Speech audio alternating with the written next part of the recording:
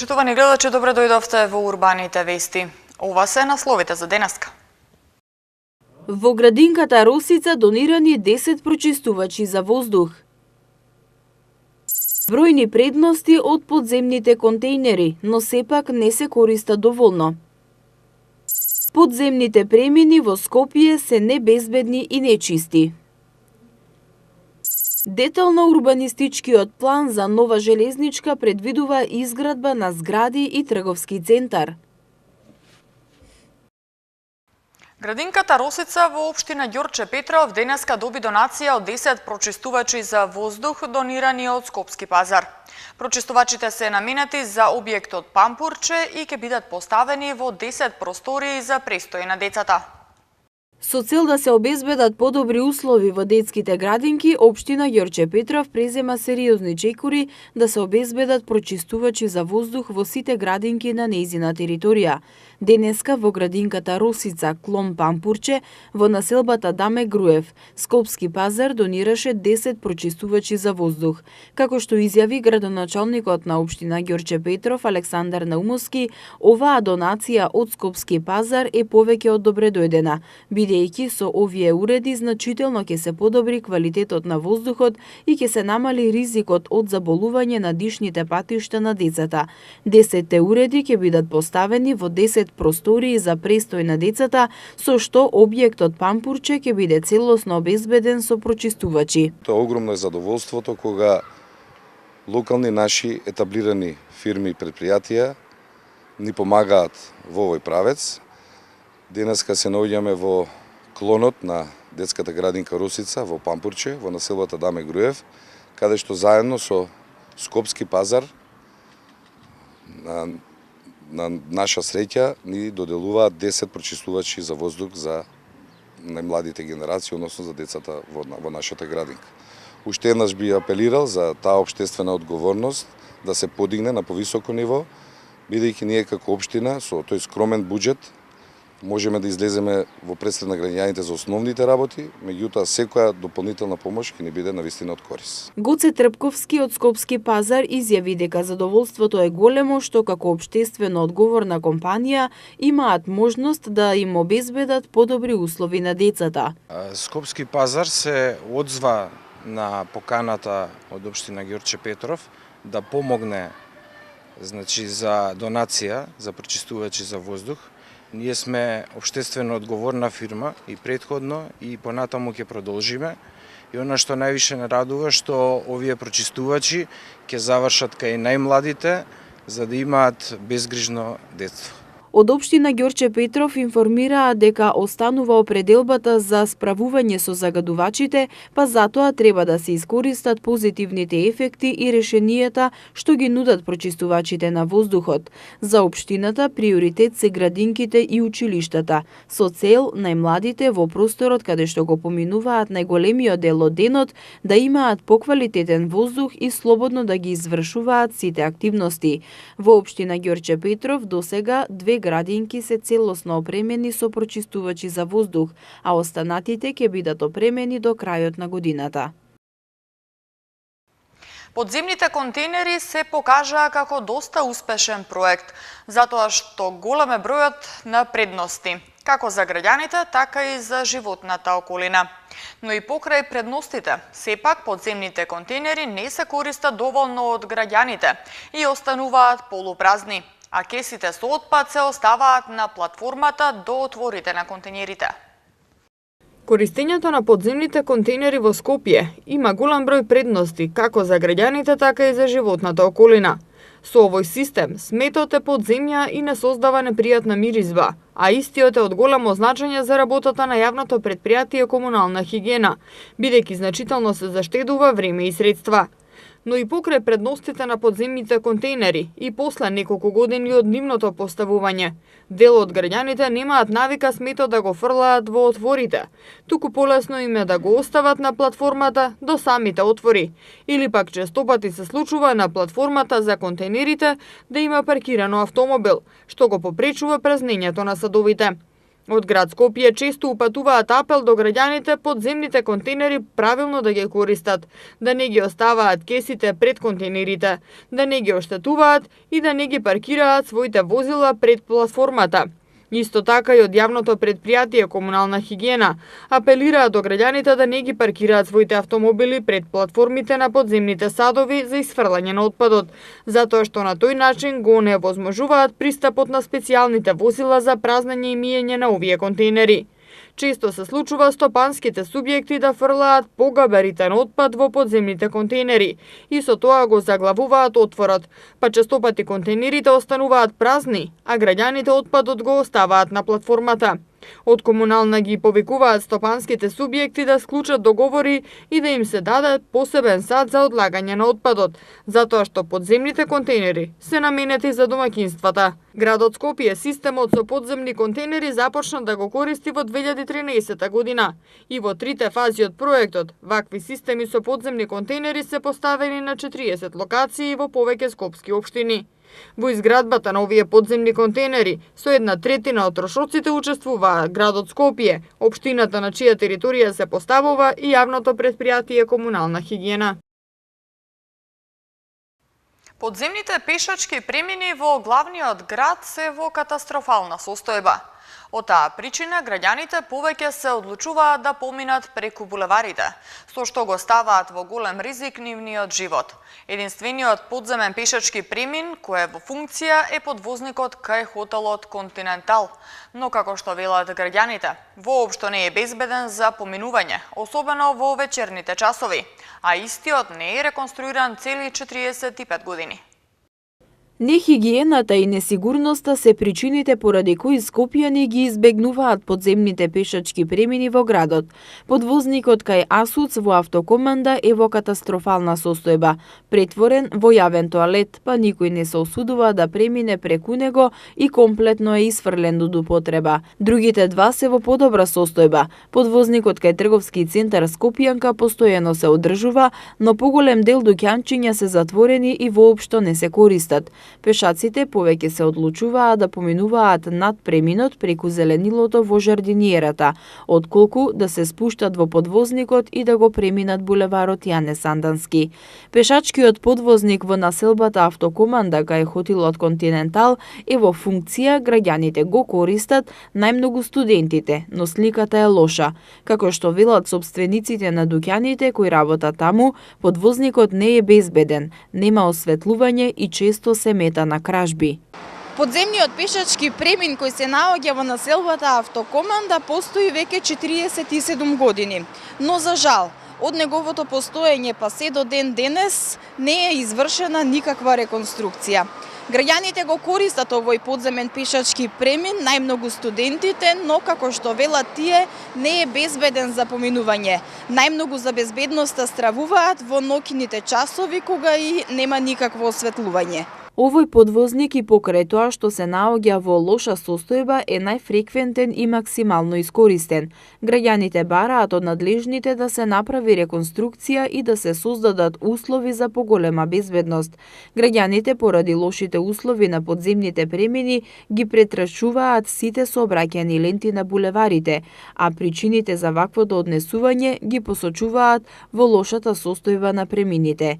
Велат дека во попладневните и вечерните часови воопшто не е безбедно да се поминува. Нашата камера забележа дел од пешаците кои го користат преминот, при што ги прашавме колку често ги користат подземните премини и дали се безбедни за поминување. Ќе ни кажете ли дали често го користите овој подземен пешачки премин? Многу често го користам овој подземен пешачки премин.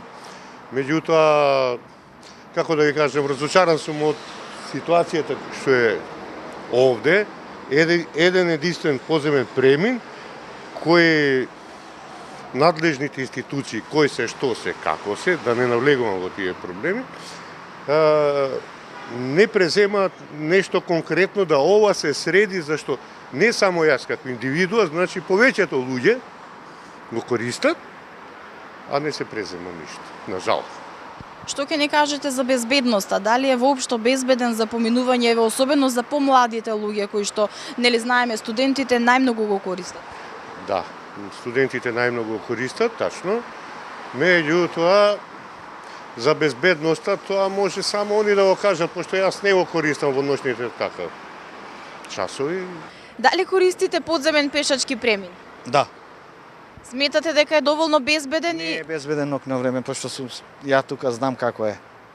Има таму се собираат некои, па прават бели, чекат некој да помине, дали ќе го истепат, дали мобилен ќе му земат, тоа е чудо едно. Само нокно време, а нокно време не поминува, да знаете. Да, добро е. Подобро е значи да се помине под пешачката зона, мислам во пролазот, отколку преку улица да се претрчува. дали сметате дека има доволно хигиена? Не, тунелот не е баш чист. Не се одржува хигиената, воопшто не е чист. Дали често го користите подземниот пешачки премин? Овај да. Овај. А дали сте задоволни од хигиената, од безбедноста? Јас се преселив од Белград овде пред 2 недели и се ова ми е прилично познато. И не само во подземните пешачки премини, некултурата се забележува насекаде. Битпазар ќе го посочиме како место во кое владее самоволија и апсолутно непочитување на сообраќајните правила. Надземниот пешачки премин ретко кој го користи, но затоа сведоци сме на постојано претрачување преку оградата и жардиниерите. Токму оваа улица честопати возачите ја посочуваат како една од најпроблематичните во градот, на која треба најмногу да се внимава на пешаците.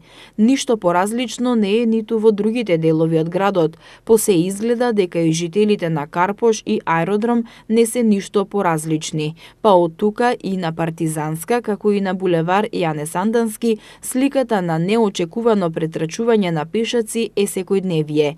Со непочитувањето на правилата во сообраќајот и претрачувањето на булевар, граѓаните го ризикуваат сопствениот живот, а исто можат да заработат и некоја казна. За преминување улица на црвено светло, казната изнесува 35 евра, а за преминување надвор од пешачки премин 25 евра. Жителите на Центар кои направија увид во планот, во урбанистичкиот план за градска четврт Нова железничка станица, веќе ги дадоа своите забелешки, а делот на Аеродром се уште не е ставен на јавен увид. Со овој урбанистички план се планира изградба на инфраструктура, стамбени згради, трговски единици, единици за социјална и здравствена заштита и зеленило.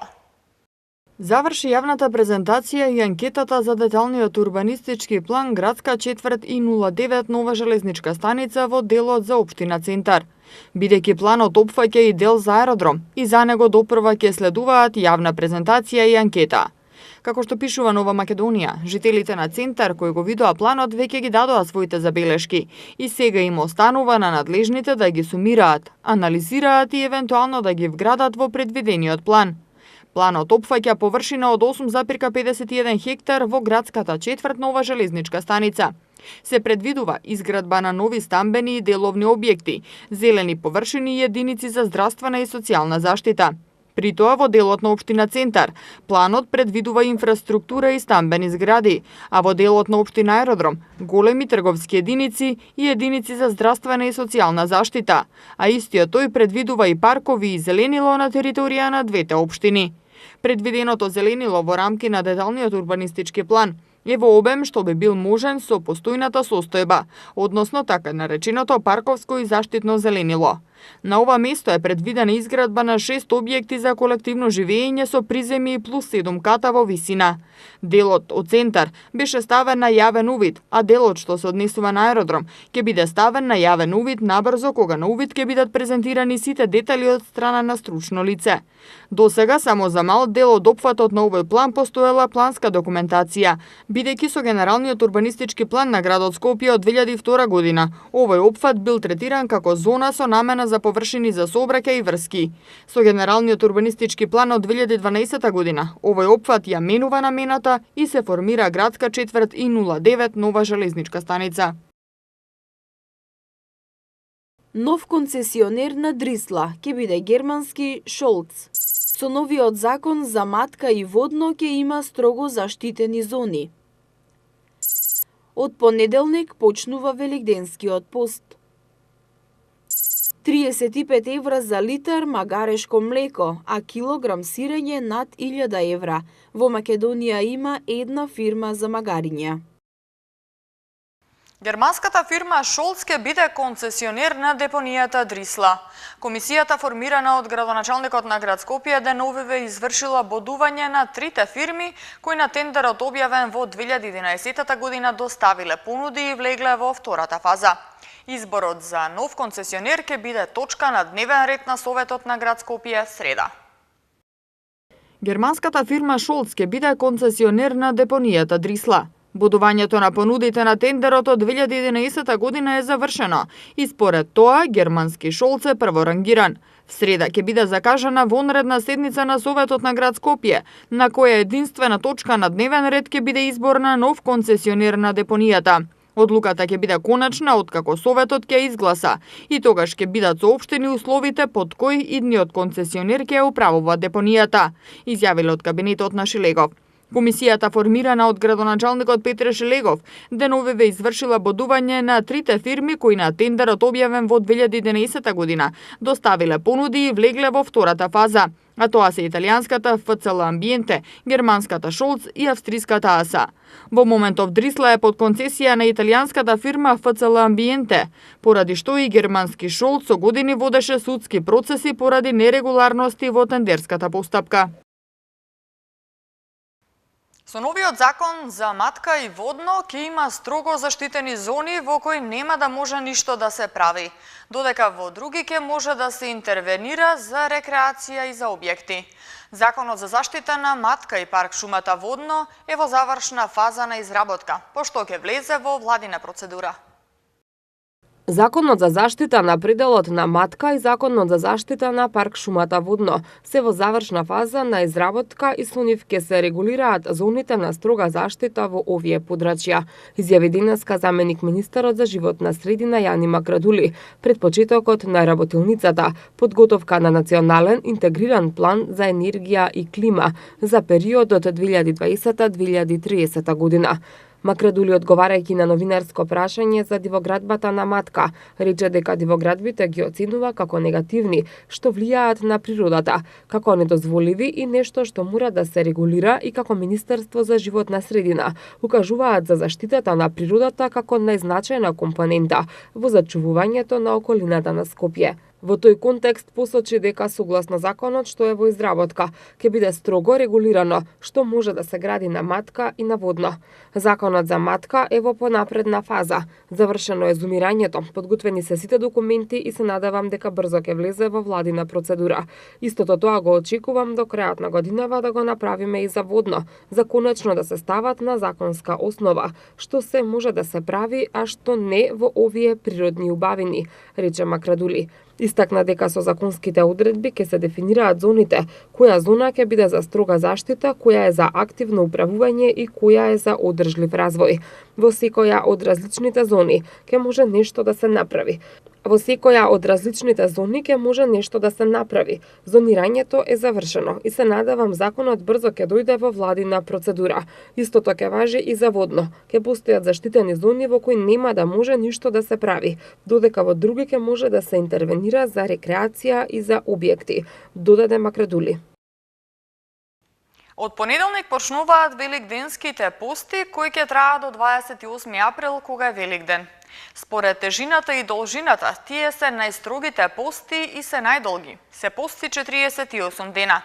Црквата постановила да се пости без масло од понеделник до петок, а масло е дозволено само за викенд. Доколку некои верници несвесно се умрсат за време на постот, тие треба да продолжат со постот, а не да го прекинуваат. Од понеделник почнува Великденскиот пост, кој трае 48 дена, од прочка до Великден. Денот по прочка е чист понеделник, кога почнува големиот Великденски пост. Великденскиот пост е најдолгата и најстрогата форма на постење, а постот значи воздржување телесно и духовно. Постот е потреба и за телесното и за духовното здравје. И најважно, постот не е само воздржување и одрекување од храна, туку е важен и духовниот пост, одрекувањето и воздржувањето од секое зло и грев. Во тие денови, Треба да се воздржиме од лоши мисли, зборови и дела, да се покаеме и да се исповедаме, духовно да се зајакнеме и да се збогатиме, да правиме добри дела и да покажеме љубов кон Бога и кон луѓето. Нашите верници треба да знаат дека всушност постот треба да биде практикуван не само со воздржување од мрсна храна, туку всушност тој има и духовна димензија, односно верниците наши кога постат, покрај тоа што не треба да употребуваат мрсна храна, тие треба да бидат поактивни во духовниот живот. Во која смисла? Да ги постуваат повеќе богослуженијата, да читаат дома повеќе од Библијата и друга духовна литература и во целост да бидат посветени на сите нивни постапки, да не се караат со ближните, да внимаваат, да не речам, на секој збор што ќе го искажат, да се види дека навистина тие се во еден посебен период богоугоден кој што го живеат. Поред свештениците, правилниот пост е од понеделник до петок да се готви без масло, а сабота и недела со масло. Додека пак рибата е дозволена да се јаде 2 пати во текот на постот, за цветници и за благовец. Но свештениците препорачуваат овој пост да се практикува првата и последната недела, а во останатите недели пост без масло да се практикува понеделник, среда и петок. Доколку несвесно го прекршите постот, црквата препорачува да продолжите да постите. За верниците би препорачал овие пости што ќе ги постат во целост. Првата и последната недела барем нека ги постат без масло од понеделник до петок, сабота, недела нека конзумираат масло. Следните недели кои што се втората, третата, четвртата, петата и шестата, барем понеделник, среда и петок нека ги постат без масло, вторник и четврток масло. Доколку не можат да се воздржат од употреба на риба, тогаш рибата нека ја конзумираат единствено во сабота и недела, кога самата црква веќе дозволува јадење на масло. Во Великденскиот пост постојат и така наречени тримери, односно првите 3 дена не се јаде ништо и не се пие вода. Од храмот Свети Климент Охридски велат дека во секој храм има барем по 10 верници, кои ги почитуваат тримерите. Во Великденскиот пост не се прават свадби, ниту се дозволува венчавање. Единствената мини фарма со магариња во земјава се наоѓа во охридското село Велистово. Сопственикот ја основал пред 2 години со цел да ја зачува автохтоната раса, но првичната идеја прераснала во бизнис. На пазарот литар магарешко млеко достигнува цена и до 35 евра, а килограм сирење и над 1000 евра.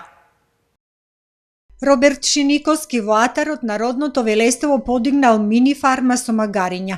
Овој млад човек пред 18 месеци се вклучил во проект за спаса од исчезнување на автохтоната сорта магариња. Со помош на Сдруженијето на граѓани Буша се вклучил во проект за заштита. Добил грант и набавил 11 машки и женски грла добиток. Шиниковски е голем љубител на животни и вели дека работата не е тешка.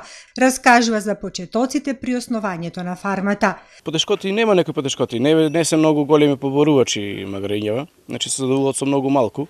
Меѓутоа сепак мораш внимание, мораш време да обрниш, мораш да бидеш покрај нив така, ако не 24, ама 6 сати минимум денот мораш да бидеш со нив, да им обрниш внимание. Што беше најтешко, ево, спомнавте дека многу тешко беше да набавите магариња? Баш така, значи најтешко беше да се набават магарињата. Тоа што мислевме дека ќе биде најлесно при почетокот на проектот, испана дека накрај ќе биде најтешко. Ги нема, многу е тешко да ги најдеш, посебно тука кај нас овој западниот дел. Источниот дел од Источна Македонија ги набавив поголем број, значи еден примерок зедов од тука од кај нас од комшиот Курајца, а другите се од Источна Македонија. Првичната идеја за зачувување на автохтониот вид подоцна прераснала и во бизнис план за производство на магарешко млеко, раскажува Шиниковски. Од контакти со луѓе и компании бил поттикнат да произведува магарешко млеко, кое е многу барано во светот, а побарувачката полека почнува и кај нас. Во светот одгледувањето на магарици од кои се добива магарешко млеко е вносен бизнис. На пазарот 1 литар магарешко млеко достигнува цена и до 35 евра, а килограм сирење и над 1000 евра. Оваа мала фарма веќе не е анонимна и има интерес за откуп на магарешкото млеко од неговата фарма, споделува Шиниковски. Порано, значи, кај нас во село Велество е познато по тоа што работеле со холанѓаните, значи во туристички цели користеле магарењата. Секој жител си имал по една, по две магаре, дали маска или било што ги користеле за како туристички ги носеле холанѓаните ги и на тој начин имале и заработувале. Меѓутоа сега мислам дека не би можело на тој начин да се користат. Сега единствено одам на варијанта, значи да го зголемам бројот на магарици и да отпочнам со производство на млеко. Значи во поголема количина за да можам да излезам на пазарот и да бидам рентабилен. Роберт Шиниковски заедно со неговиот брат имаат и фарма со крави. Неговиот бизнис план е за 1 до 2 години да ја прошири фармата со околу 40 женски грла добиток за производство на млеко, за кое не се сомнева дека ќе го пласира на пазарот. Засега државата го субвенционира само одгледувањето на крави и телиња, но не и за магарињата. Шиниковски се надева дека наскоро државата финансиски ќе ги помага и фармерите кои ќе се зафатат со овој бизнис и на фарми ќе одгледуваат магариња. Стабилно и топло време со мала до умерена облачност најавуваат метеоролозите за следните денови. Максималните температури ќе бидат над просекот за овој период од годината и на повеќе места ќе надминуваат 20 степени. Според управата за хидрометеоролошки работи, под влијание на влажен и постуден бран, в понеделник во вечерните и ноќни часови ќе настапи промена на времето. На места ќе има врнежи од дожд, а на планините од снег и ќе дува умерен до засилен ветер. Врнежите ќе продолжат и во вторник, а температурите ќе бидат во значително опаѓање. Во Скопје утре температурата ќе достигне 21 степен, сабота од 2 до 17, недела од 4 до 20 и понеделник од 4 до 18 степени. Тука го завршуваме ова издание на Урбаните вести. Ви благодарам на вниманието и не заборавајте да ја посетите нашата веб страна mtm.mk. Имајте пријатна вечер.